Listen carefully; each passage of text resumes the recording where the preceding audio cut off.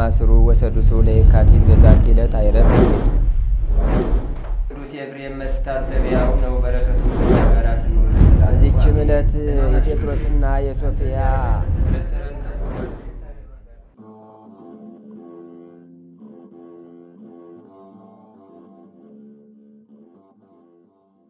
በስመ አብ ወወልድ ወመንፈስ ቅዱስ አሐዱ አምላክ አመስራ ወሰኒው ለየካቲት በዛቲ ዕለት ተዝካረ ዕረፍቱ ለአባ ማሩና ኤጲስቆጶስ ወፍልሰተ ሥጋሆሙ ለቅዱሳን ሰማዕት። አንድ አምላክ በሆነ በአብ በወልድ በመንፈስ ቅዱስ ስም የካቲት 22 በዚች ቀን የኤጲስቆጶስ አባ ማሩና የዕረፍቱ መታሰቢያና በከሃዲው ዲዮቅልጥያኖስ ዘመን በፋርስ አገር ለተገደሉ ሰማዕታት ሥጋቸው የፈለሰበት ነው። የኤጲስቆጶስ ማሩናንም ስለ ድንቆች ታምራቶች፣ ስለ ትሩፋቱና ስለ ጽድቁ የአኖሬዎስና የአርቃዴዎስ አባት ታላቁ ቴዎዶሲዎስ ንጉሥ ወደ ፋርስ ንጉሥ ላከው። ከእርሱም ጋር እጅ መንሻ ከመካከላቸው ስላለው ፍቅር ተላከ። ወደ ሳቦር ወደ ፋርስ ንጉሥም በደረሰ ጊዜ ታላቅ ክብርንም አከበረው። በቤተ መንግሥቱ እልፍኝ ውስጥ አኖረው። ይህ ቅዱስም የንጉሡ ልጅ ጋኔን አድሮባት እንደታመመች በሰማ ጊዜ የከበረ አባ ማሩና ብላቴናይቱን ጠርቶ በፊቱ አቁሞ በላይዋ ጸለየ። ጋኔኑም ከእርሷ ወጥቶ ዳነች። ንጉሡም ልጁ እንደ ዳነች አይቶ እጅግ ደስ አለው። የአባ ማሩናንም ፍቅርና አክብሮት ጨመረ። ከዚህም በኋላ አባ ማሩና በፋርስ ሀገር በሰማዕትነት ስለሞቱ የከበሩ ሰማዕታት ሥጋቸውን ስለመሰብሰብ ከንጉሥ ዘንድ ፈለገ። ንጉሡም የሰማዕታትን ሥጋቸውን ይሰበስቡ ዘንድ ቤተ ክርስቲያንም ሰርተው በውስጧ ሥጋቸውን ያኖሩ ዘንድ አዘዘ። ያቺ ቤተ ክርስቲያንም በዚህች ዕለት ከበረች። ዳግመኛም በታላቋ ከተማ ውስጥ በከበረ አባ ማሩና ስም ያማረች ቤተ ክርስቲያንን ሰሩ። እርሷም ማረፊያ የተባለች ናት።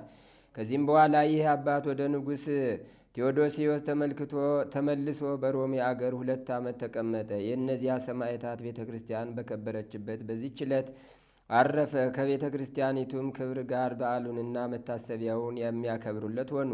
ለእግዚአብሔርም ምስጋና ይሁን፣ በረከቱም ከእኛ ጋር ትኑር ለዘላለሙ አሜን። ሰላም ለማሩና ሰናየ ተልእኮ ቀሲስ ወአዲ ካዕበ ኤጲስቆጶስ ቤተ ሰማዕታት አንያ በሀገረ ፋርስ በዕለተ ቀደሳ በስመ ኢየሱስ ክርስቶስ ተጸውዐ ዮም ለመርአ ሀዳስ።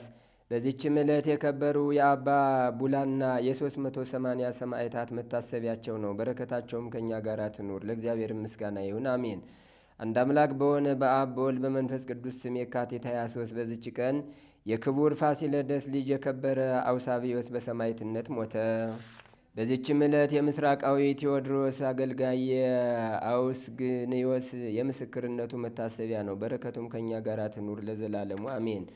ዛቅረብኩ ማሕሌተ አዘኪርያ ይላፈምን ለተጸምዱ ከዘልፈ ለላ አነብ ተወከብ ዘነዴቴ መጽሐፈ እንተረሰይ ከግዚኦ ጸሪቀ መበለት ውኩፈ እምላቡ ብውላን ዘተርፈ ነቢያት ቅዱሳን ሐዋርያት ሰባክያን ሰማዕት ወጻድቃን ወመላእክት ትጉሃን ደናግል አዲ ወመነኮሳት ሄራን ባርኩ ባርኮ ጉባኤ ዛቲ መካን እስከ አረጋዊ ሊቅ ወንዑስ ሕፃን ለዘጸሐፎ በክርታስ ወለዛ ጻፎን ዘይደርስ ወለዛ አንበቦ ወለዘተርጎሞ በልሳን ሐዲስ ወለዘሰምዐ ቃሎ በዝነ መንፈስ በጸሎተሙ ማርያም አራቂተ ኩሉም ባይ ስውረ የመሐረነ ኢየሱስ ክርስቶስ። ተአምሪው ለአባ እንጦንስ ጸሎቱ በረከቱ ያሉ ምስለ ኩልነ ህዝበ ክርስቲያን ለዓለም ዓለም አሜን። በረከታቸውና ረድኤታቸው ምልጃቸው አትለየንና አባታችን አባ እንጦንስ ያደረጉት ተአምር ይህ ነው። አባ ጳውሊ በነበረበት ዘመን የነበረ ከአባ ጳውሊ ጥቂት ዘጌት ብሎ ይህን ዓለም በመናቅ ከሰው ከዘመድ አዝማት ተለይቶ ወደ ዱር ወደ ግብጽ በረሃ ሂዶ የምንኩስናን ሕይወት የጀመረና ላው የክርስትና ዓለም የተደነቀ ታላቅ አባት አባ እንጦንስ ነበር። አባ እንጦንስ እጅግ ከተከበሩና ከተመሰገኑ ክርስቲያኖች በላይ ግብጽ ቆማ በምትባል አውራጃ በ251 ዓመተ ምህረት ተወለዱ። በ7 ዓመቱ ቅዱሳት መጻሕፍትና የቤተ ክርስቲያን መጻሕፍትን ጠንቅቆ እንደተማረ ይነገርለታል። በወጣትነት ማለት በ18 ዓመት ዕድሜው ወላጆቹ አንዲት ብላቴና እህትና ብዙ ሀብት ንብረት ትተው ሞቱ። ከዕለታትም በአንድ ቀን ወደ ቤተ ክርስቲያን ሂዶ ሲያስቀድስ ጌታ ለአንድ ሀብታም ወጣት ፍጹም ልትሆን ብትወድ ሂድና ያለህን ሁሉ ሽጠህ ለድሆች ስጥ፣ መዝገብህንም በሰማይ ታገኛለህ፣ መጥተህም ተከተለኝ ብሎ የተናገረው ሲነበብ ይሰማል። እንዲሁም በሌላ ቀን ለነጋት አስብ የሚለውን በሰማ ጊዜ ልቡ እጅግ ተነካ።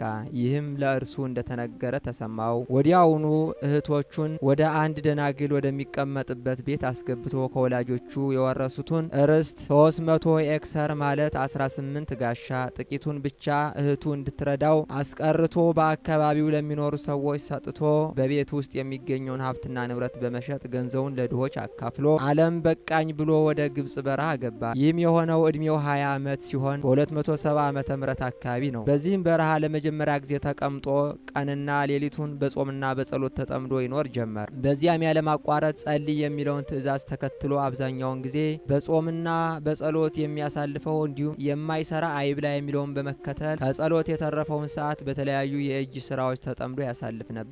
አባ እንጦንስ ከላይ እንደተሰጠው ለመጀመሪያ ጊዜ ይኖር የነበረው በበረሃ ውስጥ ነበረ። ከዚህም በኋላ ለ20 ዓመት በአንድ የጥንት ህንፃ ፍርስራሽ ውስጥ ይኖር ነበር። በዚያ ቦታ ብዙ ክርስቲያኖች የእንጦንስ ቅድስና ያደርጋቸው የነበረውን ተአምራት ሰምተውና ተመልክተው እርሱን ለመጠየቅ ከቦታው እየወጡ የብህትውና ጊዜን ይሻሙ ነበረ። ከዚህም ርቆ የ3 ቀን መንገድ የሚወስድ ጭልም ባለ በረሃ ውስጥ ከአደባባይ ወንዝ በስተምስራቅ ወደሚገኘው ቁሊዝም ወደሚባል ተራራ ቦታ ሄዶ ተቀመጠ። በዚያ ስፍራም አሁንም በቅዱስ እንጦንስ ስም አንድ ገዳም ይገኛል። በዚህም የሰው ቀርቶ የአራዊት ትንፋሽ እንኳን በማይሰማበት ቦታ የብህትውና ኑሮውን ከአጋንንት ጋር በመዋጋት እጅግ በጠበቀ ሁኔታ ቀጠለ። እንደተለመደውም አብዛኛውን ጊዜ ያሳልፍ የነበረው በጾምና በጸሎት ሲያበቃ የቅርጫትና የሳጠራ ስራ ይሰሩ ነበር። ምግቡ ቴምርና የጫካ ፍርፋሪ ነበር። ይኸውም በቀን አንድ ጊዜ ያውም ፀሐይ ሲጠልቅ ነው። አንዳንድ ጊዜ ከ2 እስከ 5 ቀን ያህል ፈጽሞ አይቀምሱም። የእንጦንስን ቅድስና ታላቅ አባትነት የሚያውቁ አንዳንድ ወዳጅ ክርስቲያኖችም ከቦታ ቦታ የሚዘዋወሩ መንገደኞች አንዳንድ ጊዜ ምግብ ያመጡለታል። ይህንንም ምግብ በፀሐይና በበረሃ ሙቀት አድርቆ ለብዙ ቀናት ይመገበዋል። ይኖርበት በነበረ አካባቢ አንድ ትንሽ ምንጭ ስለነበረ ጥቂት መሬት ቆፍሮ ጥቂት እህል በመዝራትና የተለያዩ አትክልቶችን በመትከል በሚያገኘው ሰብል መንገደኞችን ይመግብበታል። ጥቂት እርሻ የማያርሱ ዋና ዓላማው መንገደኞችን ለማስተናገድ ብቻ ነው። አንዳንዴ የዱር አራዊት እየመጡ ሰብሉን ያበላሹ ነበር። አንድ ቀን ግን አራዊቱ መጥተው ሳለ ጮህ ብሎ በመናገር በአንተ ላይ ምንም ጥፋት አድርጌ አላውቅም፣ ለምን ሰብሌን ታበላሽብኛለህ? ከእንግዲህ ወዲያ በዚሁ አካባቢ እንዳትመጡ በእግዚአብሔር ስም ይዣችኋለሁ ብሎ ካዘዟቸው በኋላ አራዊቱ ወደዚያ ቦታ ድርሽ ብለው አያውቁም። አባ እንጦንስም ይተኛ የነበረው ደረቅ ምድር ላይ ነበረ። አንዳንድ ጊዜ ሳር ጎዝጉዘው ይተኛሉ። ብዙ ጊዜ መላ ሌሊቱን በጸሎት ስለሚያሳልፉ የሚተኙበት ሰዓት እጅግ ጥቂት ነው። ልብሳቸውንም ከጸጉር የተሰራ ማቅና የበግ ቆዳ ነበር። እግራቸውም ሆነ ሰውነታቸው ፈጽሞ አይታጠቡም። ይህንም የምነና ስርዓት አንዱ መሆኑን ያምናሉና።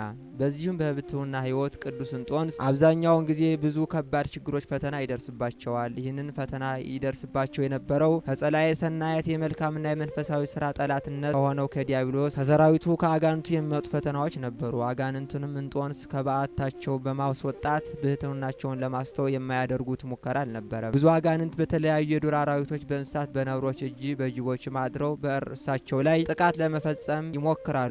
አንዳንድ ጊዜ አጋንንት በገሃድ በቀንም ሆነ በሌሊት በሚፈራው መልክ እየተገለጡ ከበዓታቸው ለቀው እንዲሄዱ ያስፈራሯቸው ነበር። አንዳንድ ጊዜም አጋንንት ተሰብስበው በመምጣት ታላቅ አደጋ ጥለውባቸው የሞቱ መስላቸው በሞትና በሕይወት መካከል ጥለዋቸው ይሄዳሉ። ይህንንም ሁሉ ተጋድሎ እየተጋደሉ ከኖሩ በኋላ በሰላም አረፉ።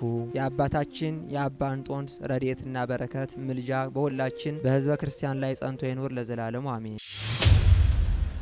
ክርስቲያኖች፣ መላእክት እኛን የሚመስል ስሜት አላቸው፣ እኛን የማይመስልም ስሜት አላቸው። እኛን የሚመስለው ስሜታቸው እኛ እንደምንደሰት ይደሰታሉ፣ እኛ እንደምናዝን ያዝናሉ፣ እኛ እንደምንቆጣ ኃጢአት ስንሰራ ይቆጣሉ፣ እኛ እንደምንማረር ይማረራሉ። ቅዱሳን መላእክት የተዋህዶ ልጆች ንስሐ በሚገባ በአንድ ኃጢአተኛ የሰማይ መላእክት ሳይቀር ይደሰታሉ አለ። እኛ እንደምንደሰት ይደሰታሉ። ይሄ እኛን የሚመስለው ስሜታቸው ነው።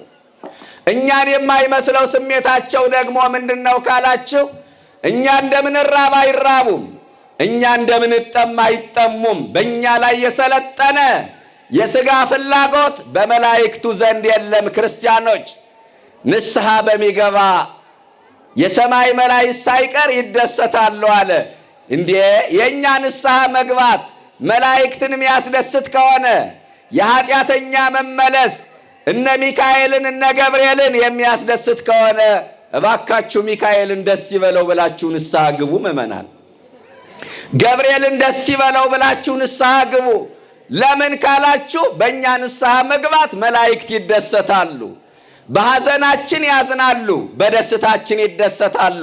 ወይሬዩ ትፍሲተ እንተ ትከውን ለካላን ከመዚያሆሙ ይእቲ ይላል። ሰዎች ደስ ሲላቸው መላእክት አይተው ያ የሰዎች ደስታ የራሳቸው ደስታ እንደሆነ አድርገው ይወስዱታል ይላል። እኛ አንዳንድ ጊዜ በሰዎች ደስታ ልንከፋ እንችላለን። በሰዎች የኑሮ መስተካከል ልንቀና ልንበሳጭ እንችላለን። እንዳለመታደል ሆኖ እኛ እኮ አስቸጋሪ ሰዎች ነን። ሰዎች ሲሾሙ ሲሸለሙ፣ ልብስ እንኳን ሲቀይሩ ደስ የማይለን ብዙ ሰዎች አለን። ከእያንዳንዳችን ጀርባ አጥንትን የሚያነቅዝ ቅናት አለብን። መላእክት ግን በደስታችን ይደሰታሉ፣ በሐዘናችን ያዝናሉ። ስለዚህ መዳንን ይወርሱ ዘንድ ስላላቸው በመዳናችን ይደሰታሉ፣ መዳናችን ይናፍቃሉ እያልኳችሁ ነው። እዚህ ላይ ደግሞ ማሳያችሁ ምስጢር መዳንን ይወርሱ ዘንድ ነው የሚለው። ክርስቲያኖች አንድ ጥያቄ ላንሳላችሁ። ውርስ የሚገኘው ሰውየው በሕይወት እያለ ነው ከሞተ በኋላ ነው? ንገሩኝ። ከሞት በኋላ ነው ውርስ የሚገኘው። ምን ማለት ነው መዳንን ይወርሱ ዘንድ ማለት? አያችሁ፣ በክርስቶስ ሞት የተገኘ የመዳን ውርስ አለ ማለት ነው። ይህንን የመዳን ውርስ ለመውረስ የመላእክት እገዛ ያስፈልጋል። ያለ መላእክት እገዛ በክርስቶስ ሞት የተገኘውን የመዳን ውርስ መውረስ አይቻልም እያለን እኮ ነው ሐዋርያው። መዳንን ይወርሱ ዘንድ ስላላቸው ለማገዝ የሚላኩ የሚያገለግሉ መናፍስት አይደሉም? ምን አለ? እንዴት ያግዙናል የሚለውን ተራ በተራ እንመልከት። አንደኛ ቅዱሳን መላእክት የጸለይነውን ጸሎት ያቀረብነውን ልመና በማሳረግ ያግዙናል። የመጀመሪያው ይሄ ነው። የዮሐንስ ራእይ ምዕራፍ 8 ቁጥር 3 ላይ አንድ ሌላ መልአክ መጣና የወርቅ ጥና ይዞ በመሠዊያው አጠገብ ቆመ። ለቅዱሳን ሁሉ እንዲጨምር ብዙ ዕጣን ተሰጠው። የዕጣኑ ጢስም ከቅዱሳኑ ጸሎት ጋር በመልአኩ እጅ ወጣ ይላል። ምእመናን ልብ በሉ። የጸለይነውን ጸሎት፣ ያቀረብነውን ልመና፣ የታጠነው ማኅጠንት፣ የተቆመው ማኅሌት፣ የደረሰው ስብሐተ እግዚአብሔር፣ የተቀደሰው ቅዳሴ፣ የተደረገው በጎ ሥራ ሁሉ በመልአኩ በሚካኤል አማካይነት ወደ ሰማይ ያርጋል፣ ወደ ሰማይ ይወጣል። ስለዚህ ያቀረብነውን ልመና በማሳረግ መላእክቱ ያግዙናል። አንደኛው ይሄ ነው። ሁለተኛ ለጸሎታችን መልስ ይዘው በመምጣት መላእክት ያግዙናል። ምን አልኳችሁ? ለጸሎታችን መልስ ይዘው በመምጣት ያግዙናል። ልመናችን ቅድመ እግዚአብሔር ካደረሱ በኋላ ተቀባይነት ካገኘ በኋላ እግዚአብሔር ከወደደና ከፈቀደ በኋላ ልመናችን ተቀብሎ ለጸሎታችን መልስ ይዘው በመምጣት ያግዙናል። ልብ በሉ። ለጸሎታችን መልስ ይዘው በመምጣት ያግዙናል ቅዱሳን መላእክት። ለዚህ ማሳያ እናንሳ። የሉቃስ ወንጌል ምዕራፍ 1 ከቁጥር 5 ጀምሮ እንመልከት። ትምህርት ብቻ አይደለም፣ ሕይወትም እያደረግነው እንሄዳለን። የዘካርያስና የኤልሳቤጥን ታሪክ ታገኛላችሁ። ዘካርያስና ኤልሳቤጥ አብረው ያመሹ ባለትዳሮች ናቸው። የተዋህዶ ልጆች አብረው የሚያረፍዱ ብዙ ናቸው። አብረው የሚያመሹ ግን እግዚአብሔር የረዳቸው ናቸው። አብሮ ለማርፈድ ስሜት ብቻውን በቂ ነው። አብሮ ለማምሸት ግን ቃል ኪዳን ያስፈልጋል። ዘካርያስና ኤልሳቤጥ በትዳራቸው አብረው ያመሹት በትዳራቸው ላይ ጉድለት ሳይገኝ ቀርቶ አልነበረም። ጉድለታቸውን ግን ፍቅር ስለሞላው ነው። በፍቅር ውስጥ ጉድለት ቦታ የለውም። በፍቅር ውስጥ ምክንያት ቦታ የለውም። በፍቅር ውስጥ መታመም ማጣት ቦታ የለውም። የተዋህዶ ልጆች፣ ስለዚህ ዘካርያስና ኤልሳቤጥ አብረው ያመሹ ባለትዳሮች ናቸው። እንደዚህ ይላል፣ ሁለቱም ያለ ነውርና ያለ ነቀፋ በጌታ ሕግና ትእዛዝ እየሄዱ በእግዚአብሔር ፊት ጻድቃን ነበሩ ይላል። የዘካርያስና የኤልሳቤጥ የኑሮ መርሃቸው የባንክ አካውንት አልነበረም፣ የባንክ ሂሳብ አልነበረም። የጌታ ሕግና ትእዛዝ ነው። የተዋህዶ ልጆች፣ በመጽሐፍ ቅዱስ የተጋቡ ሰዎች አብረው ኑረዋል። ዛሬ ግን የሚጋቡት ደሞዙ ስንት ነው፣ ደሞዟ ስንት ነው እየተባባሉ ነው። የሚጋቡት ብሩና ብሪቱ ናቸው አሉ። አብረው ባይኖሩ ታዲያ ይገርማል እንዴ? የተዋህዶ ልጆች አብረው ባይኖሩ እኮ አይገርምም። ፍቅር ማለት ያለምንም መስፈርት እሱን ብቻ መውደድ ነው። ፍቅር ማለት ያለምንም መስፈርት እሷን ብቻ መውደድ ነው። ዛሬ ግን እሱን ሳይሆን የእሱ የሆነውን፣ እሷን ሳይሆን የእሷ የሆነውን መውደድ ተጀምሯል። ዘካርያስና ኤልሳቤጥ የባንክ ሂሳባቸው የጌታ ሕግና ትእዛዝ ነበረ። ሁለቱም በእግዚአብሔር ፊት ጻድቃን ነበሩ ይላል። በማን ፊት ንገሩኝ? ሁለቱም በእግዚአብሔር ፊት ጻድቃን ነበሩ። በሰው ፊት ጻድቃን መባል ቀላል ነው። ድራማውን መቻል ነው። ቲያትሩን መቻል ነው። ተውኔቱን መቻል ነው። በእግዚአብሔር ፊት ጻድቃን መባል ግን ቀላል አይደለም።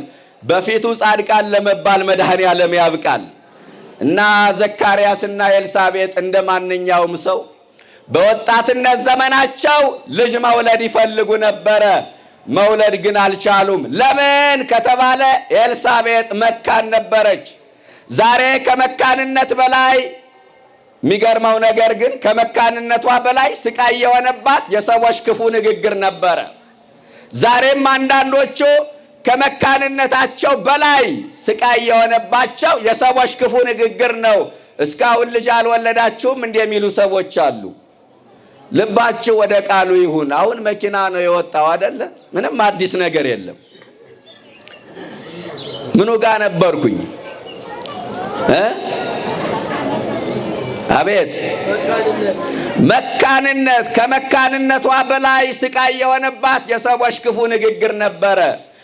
ዛሬም አንዳንዶቹ ከመካንነት በላይ ስቃይ የሚሆንባቸው የሰዎች ክፉ ንግግር ነው። እስካሁን ልጅ አልወለዳችሁም እንደሚሉ ሰዎች አሉ። ትዳር እኮ ያለ ልጅ አይሆንም፣ ልጅ በልጅነቱ ነው እያሉ በጥያቄ የሚያቆስሉ፣ በአሽሙር የሚሳደቡ፣ በነገር ጅራፍ የሚገርፉ ብዙ ሰዎችን ታያላችሁ። አንዲት ሴት ልጅን ከማይጸኗ አትሰራው። ልጅን ባርኮ ቀድሶ የሚሰጥ መድኃኔዓለም ነው። የተዋህዶ ልጆች ደግሞም እኮ ትዳር ለልጅ ጣዕም ሊሆን ይችላል፣ መሰረት ግን ሊሆን አይችልም። ዛሬ ልጅ ባለመውለዳቸው ትዳራቸው የተፈታባቸው፣ ጎጆአቸው የፈረሰባቸው፣ ሕይወታቸው የተመሰቃቀለባቸው፣ ሰላማቸው የደፈረሰባቸው ብዙ ባለትዳሮችን ታያላችሁ። ኧረ እባካችሁ አብርሃምና ሳራን አስቡ ምእመናን፣ አብርሃምና ሳራን አስቡ እንዴ! ዘካርያስና ኤልሳቤጥን አስቡ። አብርሃምና ሳራ ዛሬ የሚያምኑትም የማያምኑትም ሰዎች የአብርሃምንና የሳራን ጋብቻ የባረከ የእናንተንም ጋብቻ ይባርክ ይላሉ። ከሞቱ አብርሃምና ሳራ 1000 ዓመት ተቆጥሯል እኮ ምእመናን፣ አይደለም እንዴ? ግን ተሳስበው ስለኖሩ፣ አንዳቸው ያንዳቸውን ጉድለት ስለሞሉ፣ አንዳቸው ያንዳቸውን ድካም ስለተሸከሙ እስካሁን ድረስ ስማቸው በበጎ ሲነሳ ይኖራል። ጌታዬ ትለዋለች ሳራ፣ እሱም ደግሞ እመቤቴ እያለ ይጠራታል። ተሳስበው የኖሩ ናቸው። ዘካርያስና ኤልሳቤጥንም ጻድቃን ያሰኛቸው የተዋህዶ ልጆች ተሳስበው በመኖራቸው ነው። እንዲሁ አንዳንድ ጊዜ ልጅ ማነው ቤት ንብረት ሳይጓደል በልጆች ሳቅ ቤት ሞልቶ ደስታ ሳይጠፋ እግዚአብሔርን ማመስገን ቀላል ነው። ነገር ግን በመከራ ውስጥ ሆኖ ደስተኛ መሆን ተመስገን ማለት ግን ቀላል ነገር እንዳይመስላችሁ ምእመናን። ቢሞላም ቢጎልም፣ ደስ ቢላችሁም ቢከፋችሁም፣ ብታጡም ብታገኙም ተመስገን ማለት እንልመድ። ካልተሰጠን የተሰጠን ብዙ ነው። ከሌለን ያለን ብዙ ነው። ካልተደረገልን የተደረገልን ብዙ ነውና ያልተደረገልንን እየቆጠርን ከምናማርር የተደረገልንን እያሰብን ተመስገን ማለት አለብን። ከምንተነፍሰው አየር ጀምሮ መዋዕለ ንዋያቸውን ያፈሰሱበት ባለጠጎች ቢሆኑ ኑሮ ጉሮሯችን ላይ ቆጣሪ ተክለው ብንከፍል እንኳን ማስፈራሪያቸው በጭንቀት ይገለን ነበረ። ምእመናን እንዴ ሆስፒታል ስትሄዱ ሰዎች አየር ተገጥሞላቸው ታገኛላችሁ። እያንዳንዱ ትንፋሽ ዋጋ ያስከፍላል። ዛሬኛ በነፃ ስለምንስበው አየር ማመስገን አቅቶናል። ተመስገን ማለት ልመዱ። ብዙዎቻችን ተመስገን የምትለዋ ቃል ታጠረናለች። ዘካርያስና ኤልሳቤጥን ጻድቃን ያሰኛቸው ተመስገን ብለው የሚኖሩ ነበሩ። ምክንያት ትዳራቸውን አልፈታውም፣ ሰላማቸውን አላደፈረሰውም። ጾመዋል፣ ጸልየዋል፣ ፈቃድ እግዚአብሔርን ጠይቀዋል። ነገር ግን አንተ ያልከው ይሁን ብለው አርፈው የሚኖሩ ነበሩ። ማን ያለው ይሁን? እግዚአብሔር ያለው ይሁን ብለው ተረጋግተው የሚኖሩ ባለትዳሮች ነበሩ። ባካችሁ ምዕመናን፣ አንዳንድ ጊዜ እግዚአብሔር በመከልከልም መልስ ይሰጣል እኮ አይደለም እንዴ? ብዙዎቻችን ያልገባን ነገር ከሰጠን ብቻ ነው እግዚአብሔር መልስ የሰጠን የሚመስለው። ካደረገልን ብቻ ነው ጥያቄያችን የመለሰልን የሚመስለን። በመከልከልም እግዚአብሔር መልስ ይሰጣል። ያየውን አይቶ እግዚአብሔር ሲከለክል ተመስገን ነው የሚባለው። ምዕመናን፣ ከተወለዱ ጀምሮ አልጋ ላይ ያልተነሱ ልጆች እኮ አሉ። ከተወለዱ ጀምሮ አልጋ ላይ ያልተነሱ ልጆች አሉ። እንደ ይሁዳ ጌታቸውን የሚሸጡ ሰዎች የሉም ወይ? ግብረ ሰዶም የሆኑ ሃይማኖታቸውን የሚቀይሩ መናፍቅ የሚሆኑ ልጆች የሉም ወይ? ያየውን አይቶ መድኃኔዓለም ሲከለክል ተመስገን ነው የሚባል እንጂ የምን ማማረር ነው እንዴ? ይህንን ማስተዋል ይገባል። ከዘካርያስና ከኤልሳቤጥ ይህንን ነው የምናገኘው። ተመስገን ብለው ይኖሩ ነበረ እና ከዕለታት አንድ ቀን ካህኑ ዘካርያስ የአገልግሎት ቀኑ ደረሰና ጸሎተ ዕጣን ሊያቀርብ የዕጣን አገልግሎት ለመስጠት ወደ ቤተ መቅደሱ መሰስ ብሎ ገባ። በአገልግሎት ላይ ሳለ የጌታ መልአክ መጣና በስተቀኝ በኩል ታየው። በየት በኩል? በስተቀኝ በኩል ታየው። ዘካርያስ ፍርሃት ወደቀበት። መላእክት ያስፈራሉ፣ ግሩማን ናቸው። ዕለት ዕለት በእግዚአብሔር ፊት ስለሚቆሙ ዘካርያስ ፈራ። እንዲህ አለው መልአኩ፣ ዘካርያስ ሆይ ጸሎትህ ተሰምቶልሃልና አትፍራ አለው። እስቲ ይህን ቃል ተናገሩት። ጸሎትህ ተሰምቶልሃልና በሉ፣ አትፍራ። ይገርማል። እንዲያው ጸሎትህ ተሰምቶልሃል ሳይለው ዝም ብሎ ልጅ መስጠት አይችልም እንዴ? ይችላል እኮ። ኤልሳቤጥ ትወልዳለች ከማለቱ ይልቅ ዝም ብላ መውለድ ትችላለች እኮ። ግን እግዚአብሔር ሁለት ጊዜ ያስደስታል። መጀመሪያ በምስራች ያስደስታል፣ ኋላ በፍጻሜው ያስደስታል። እንዲህ አይነት አምላክ አለን። ሰው ሁለት ጊዜ ተስፋ ሲሰማ ደስ ይለዋል። መጀመሪያ ተስፋውን ሲሰማ ሰው ደስ ይለዋል፣ ኋላ ደግሞ በፍጻሜው በመልሱ ይደሰታል። ዘካርያስ ሆይ አለ፣ ጸሎትህ ተሰምቶልሃልና አትፍራ፣ ኤልሳቤጥም ወንድ ልጅ ትወልድልሃለች አለው። እንደ ዘካርያስ ጸሎታቸው የሚሰማ አባቶችን መድኃኔዓለም ያድለን።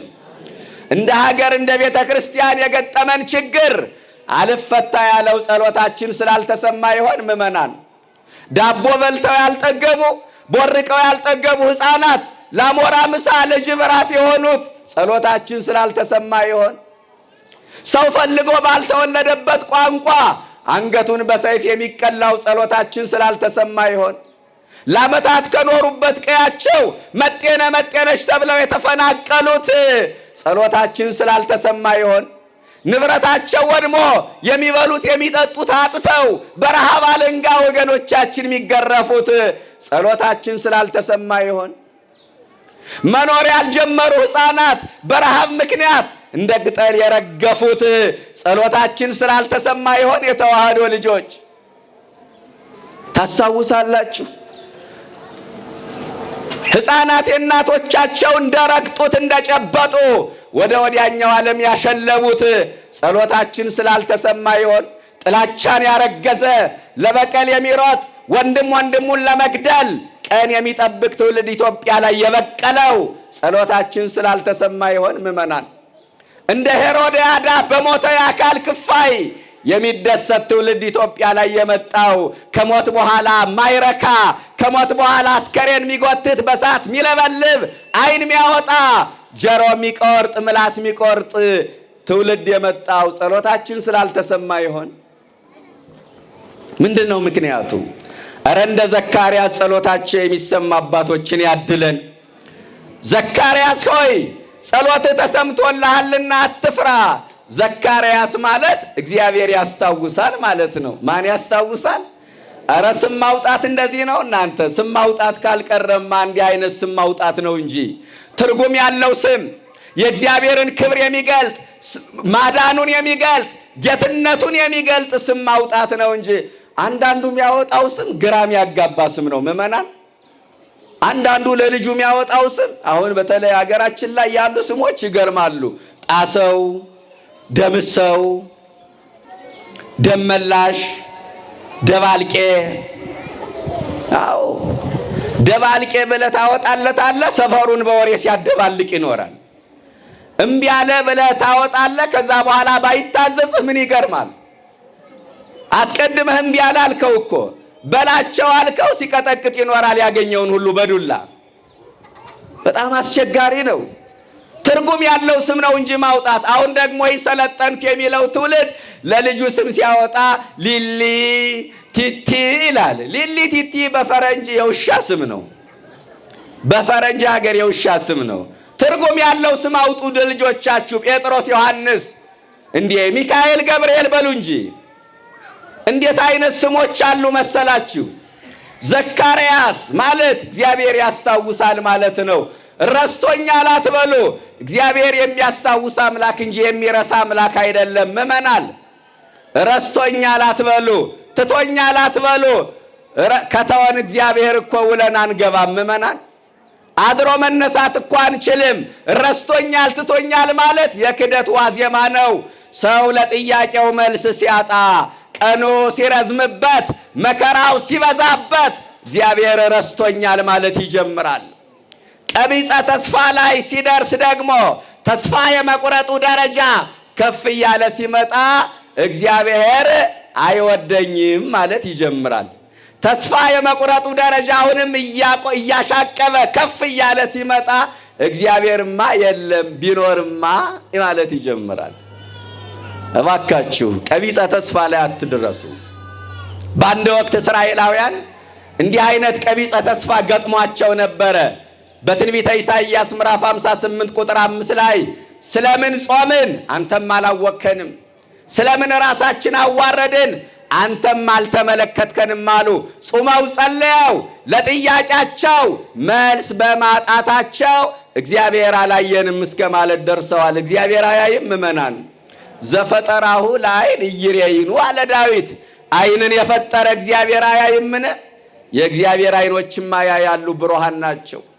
የእግዚአብሔር ዓይኖችማ ብሩሃን ናቸው፣ አይጨልሙም።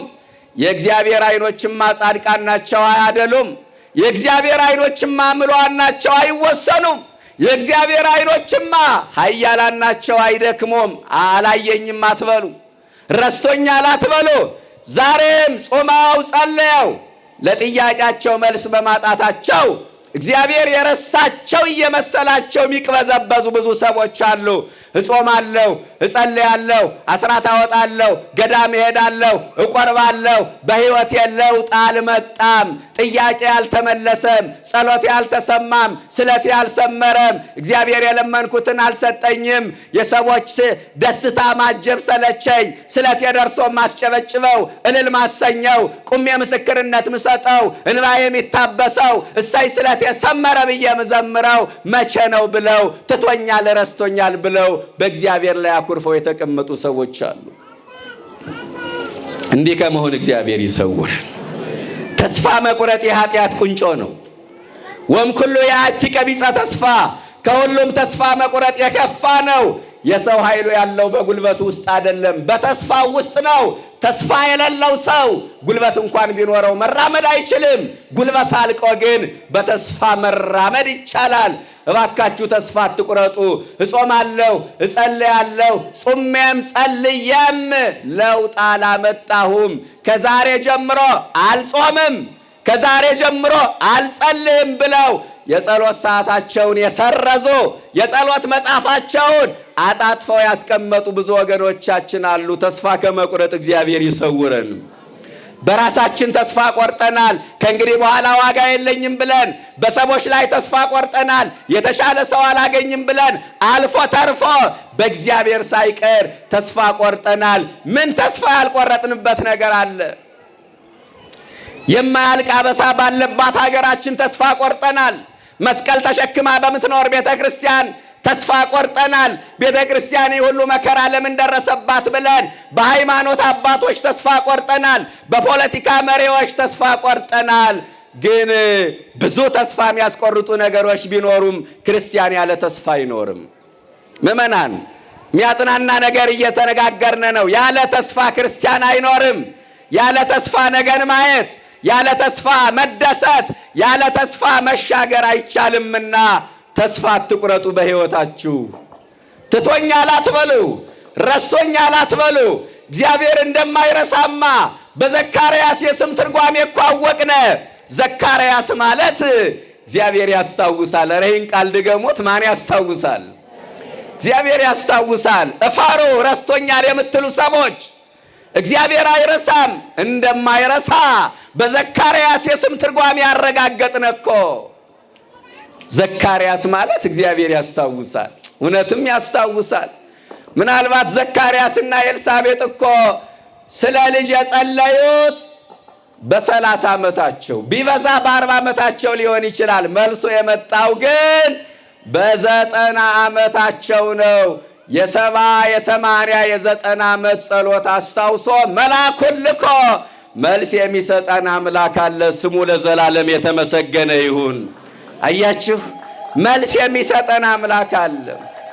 የ70 የ80 ዓመት ጸሎት አስታውሶ መልስ የሚሰጥ አምላክ ነው ያለን። ማንን ልኮ ንገሩኝ? መልአኩን ልኮ። በቃ በዚህ እንግባባ።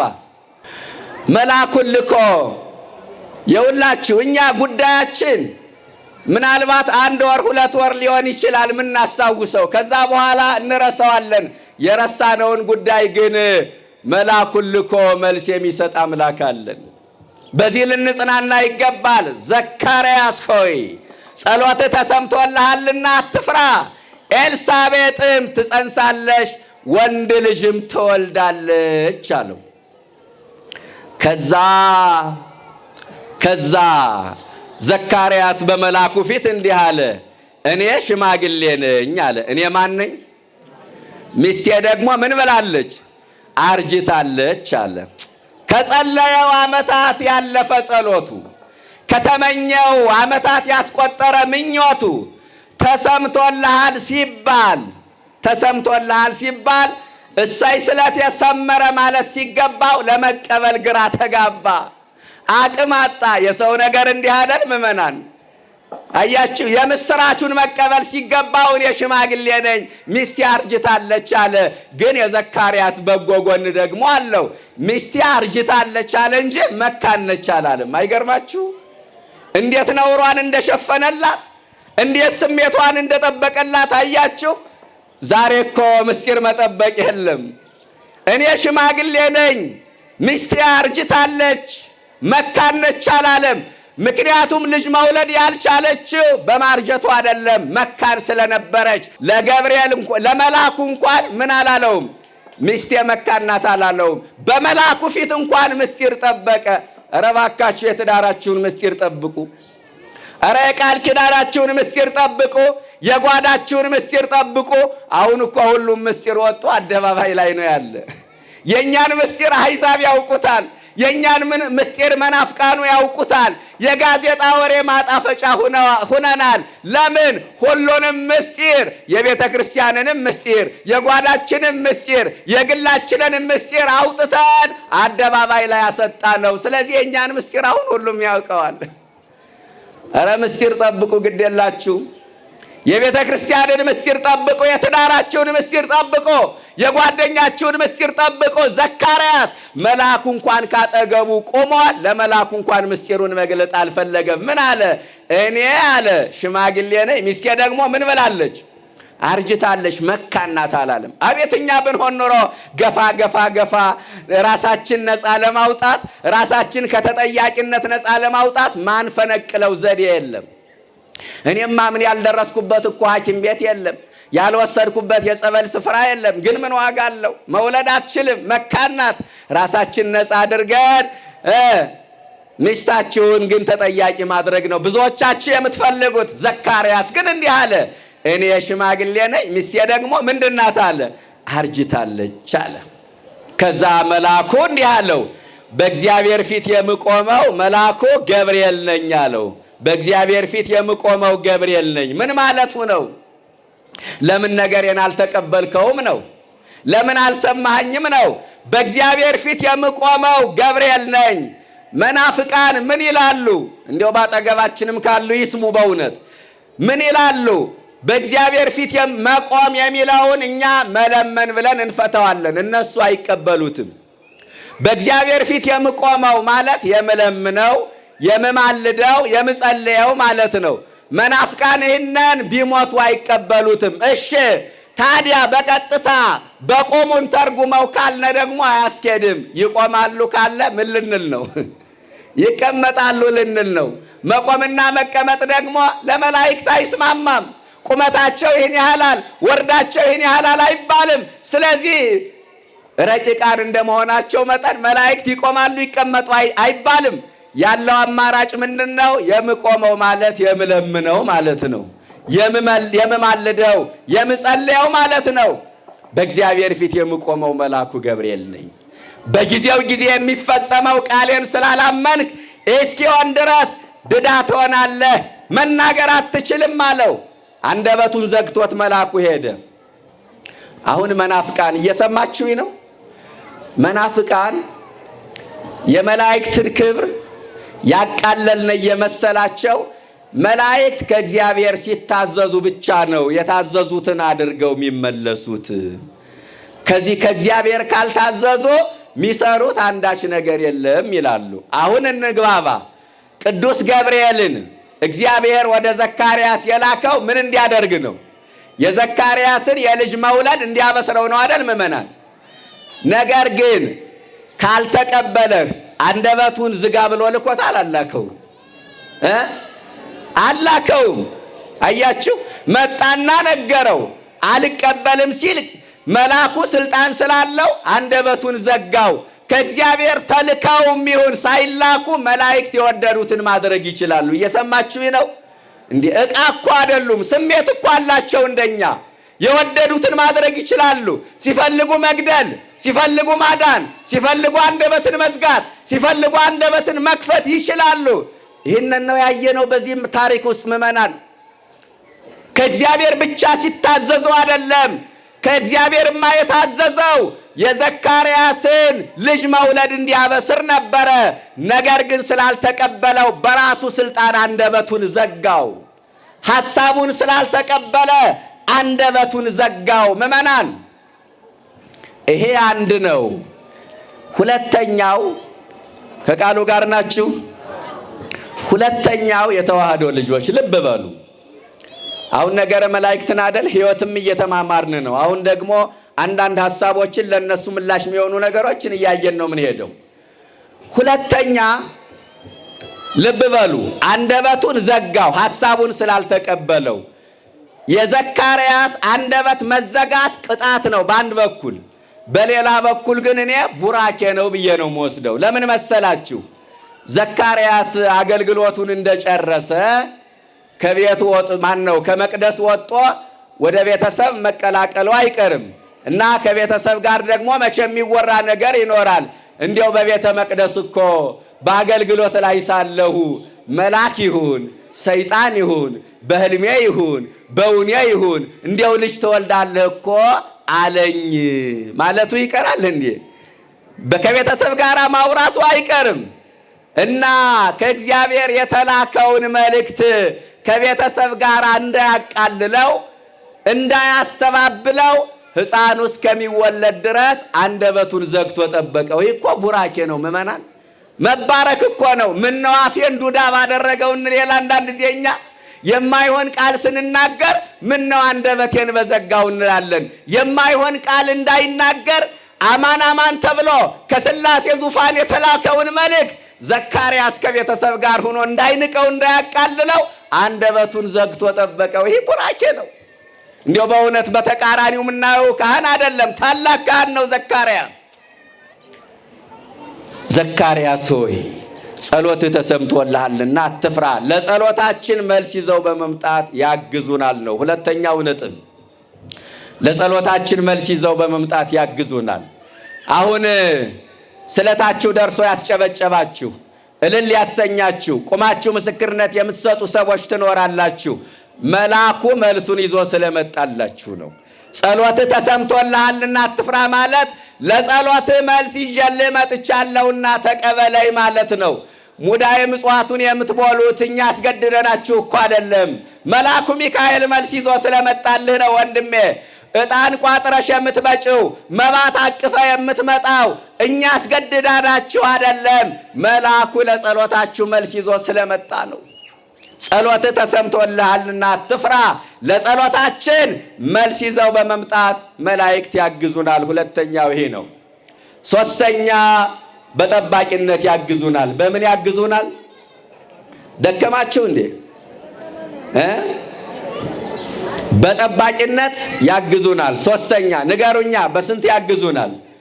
በጠባቂነት ያግዙናል። ቅዱሳን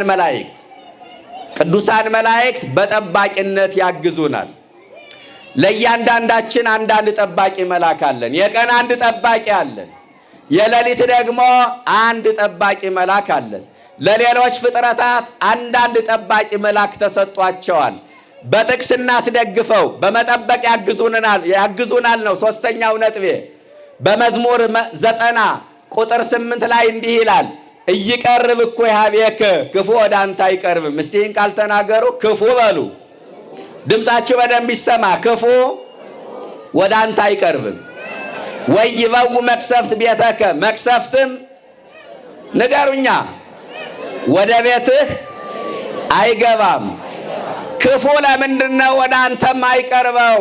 መቅሰፍት ወደ ቤትህ የማይገባው ለምንድነው ካልከኝ አለ እስመ ለመላእክቲሁ የያዘዞሙ በእንቲአከ አለ። መላእክቱን ስላንተ ያዘዛቸዋል፣ ስላንቺ ያዘዛቸዋል። ከመይቀቡ ከበኩሉ ፍናዊከ በመንገድ ሁሉ ይጠብቁ ዘንድ መላእክትን ስላንተ ያዘዛቸዋልና ክፉ ወደ አንተ አይቀርብም፣ መቅሰፍትም ወደ ቤትህ አይገባም አለ። በመንገድ ይጠብቁ ዘንድ መላእክት ታማኝ ጠባቂዎቻችን ናቸው። ሚካኤል፣ ገብርኤል ታማኝ ጠባቂዎቻችን ናቸው። አንዳንዱ ጠባቂ የሚመስለው ቤቱ ውስጥ የቀጠረው ዘበኛ ይመስለዋል። አንዳንዱ ጠባቂው የሚመስለው ግቢ ውስጥ ያሰረው ውሻ ይመስለዋል። አንዳንዱ ጠባቂ የሚመስለው በኤሌክትሪክ ያጠረው ሽቦ ይመስለዋል። አይደለም። የታጠረው የታጠረው አጥርም መብራት ሲሄድ ይጠፋል፣ ሌባ ይመጣል። አንዳንድ ጊዜ ውሻውም የሆነ ነገር ጣል ካደረጉለት ይታለላል፣ ዘበኛውም እንቅልፍ ይወስደዋል። ወንድሜ ከዚህ በላይ ታማኝ ጠባቂዎቻችን መላእክት ናቸው። ምስጋና ይድረሳቸው። ሰማነውን በዝነ ልቡናችን ይጻፍብን፣ ከቅዱሳን ረድኤት በረከት ያሳትፈን። ሌሊቱን የባረከ አምላክ መዓልቱን ባርኮ ቀድሶ ሰላም ቀን ያውለን።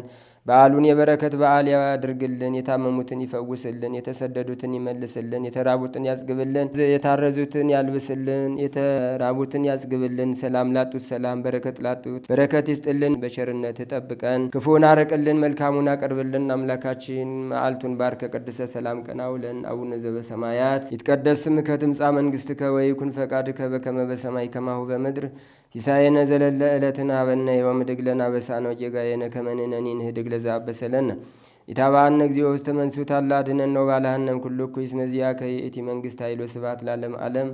በሰላመ ቅዱስ ገብርኤል መልአክ ወእግዝእትየ ማርያም ሰላም ለኪ ድንግል በህሊናኪ ወድንግል በሥጋኪ እመእግዚአብሔር ጸባኦት ሰላም ለኪ ብሩክት አንቲ እምአንስት ወብሩክ ፍሬ ከርሥኪ ተፈሥሒ ፍሥሕት ወምልዕተ ጸጋ እግዚአብሔር ምስሌኪ ሰአሊ ወጸልይ ምህረታ በፍቅር ወልኪ ኢየሱስ ክርስቶስ ከመ ይሥራይ ለነ ኃጣውኢነ ተማኅፀነ ብኪ ኦ እግዚእ ኢየሱስ ክርስቶስ ሥራይ ኃጢአቴ ወኃጢአተ ኩሉ ሕዝብ ከማይሠራ ኃጢአት እግዚአብሔር ይፍታ።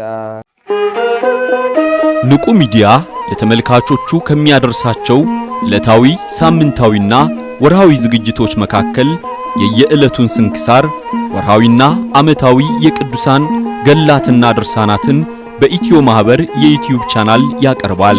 የየዕለቱን ስንክሳር ባሉበት ሆነው በማድመጥ እንዲሁም ወርሃዊና ዓመታዊ የቅዱሳንን ዜና ሕይወታቸውን በማድመጥ ከቅዱሳኑ በረከትና ረድኤት እንዲያገኙ ንቁ ሚዲያ የሁል ጊዜ ምኞቱ ነው።